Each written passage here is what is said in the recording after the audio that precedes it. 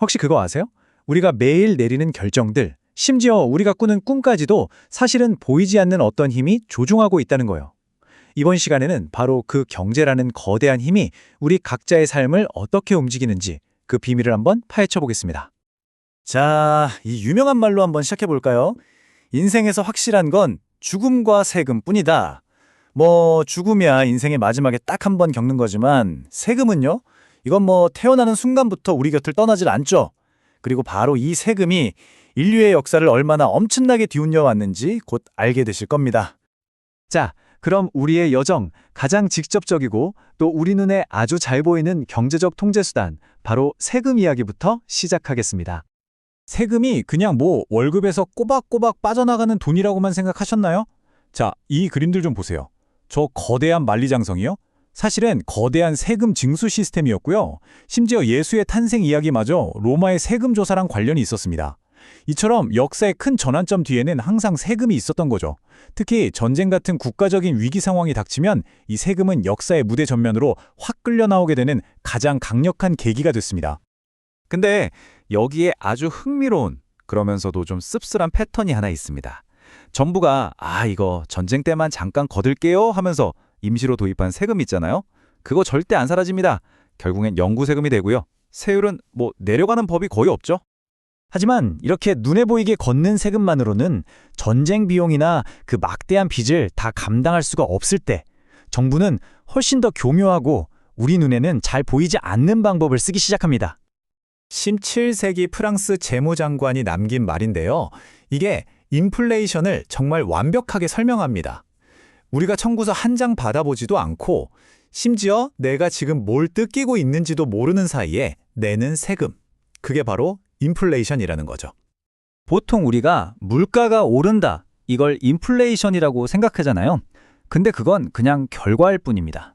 진짜 핵심은 바로 이거예요. 돈의 양 자체가 늘어나는 것. 즉, 화폐 공급의 팽창이 인플레이션의 진짜 정체입니다. 생각해보세요. 시중에 돈이 막 흔해지니까 내가 힘들게 번 돈의 가치가 뚝뚝 떨어지는 거죠. 자, 바로 이 과정이 인플레이션의 가장 무서운 점, 캉티용 효과라는 겁니다. 새로 찍어낸 돈이 모든 사람에게 공평하게 동시에 자 받으세요 하고 주어지는 게 아니에요.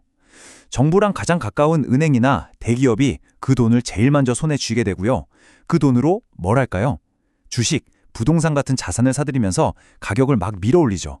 그리고 월급 받아서 생활하는 저나 여러분 같은 평범한 사람들한테 그 돈이 흘러 들어왔을 땐 이미 모든 물건값이 다 오른 뒤입니다.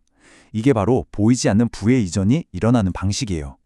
이것 때문에 워렌 버핏이 인플레이션을 모든 세금 중에 최악의 세금이라고 부르는 겁니다. 왜냐하면 부자들은 자산 가격이 오르니까 오히려 이득을 볼 수도 있거든요. 하지만 자산이 없는 사람들은요? 그냥 내 돈의 가치가 떨어지는 그 고통을 고스란히 다 감당해야 하는 거죠. 그렇다면 이렇게 세금을 걷고 돈을 푸는 방식이 조금씩 다른 게 한 사회 전체를 얼마나 다르게 만들 수 있을까요? 지금부터 아주 극단적으로 다른 두 가지 선택을 한 국가들의 운명을 한번 비교해 보겠습니다. 한쪽은 높은 세금으로 모두의 안정을 선택한 스웨덴, 그리고 다른 한쪽은 눈부신 경제 성장에도 불구하고 개인의 좌절감이 점점 깊어지고 있는 대만입니다. 이 두 나라 한번 들여다보죠. 자, 이 표를 한번 보세요. 스웨덴의 기본 소득세율이랑 우리가 물건 살 때마다 내는 부가가치세 좀 보세요.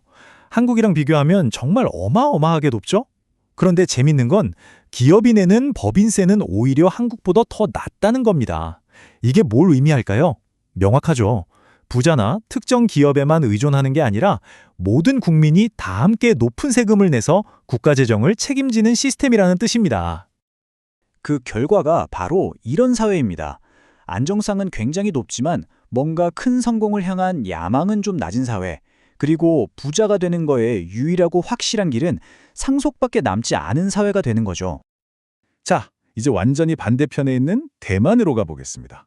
경제적으로는 정말 성공한 부자 나라인데 정작 그 나라 젊은이들은 스스로를 귀신섬, 그러니까 미래가 없는 유령섬에 갇혀 있다고 말합니다. 도대체 왜 그럴까요? 이 숫자 하나가 대만의 모든 문제를 설명해주는 핵심 열쇠입니다. 41%.